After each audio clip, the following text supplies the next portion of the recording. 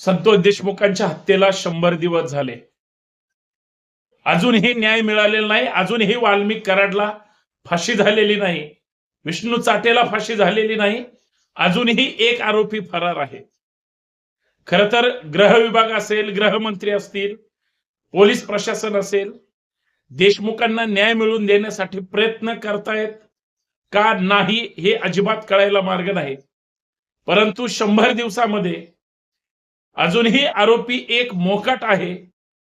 याचा अर्थ ज्या मुलीचा बाप गेलाय, ज्या आईबापांचा मुलगा गेलाय, ज्या पत्नीचा नवरा गेलाय, ज्या मसाजोगचा एक सरपंच गेलाय, महाराष्ट्राचा सुपुत्र गेलाय, त्याच्या विषयी जर कुणाला दुःख वाटत नसेल तर तुमच्या संवेदना फक्त नेत्यापुढं, सत्तेपुढं आणि पैशापुढं लाचार झालेल्या आहेत, हे लक्षात ठेवा.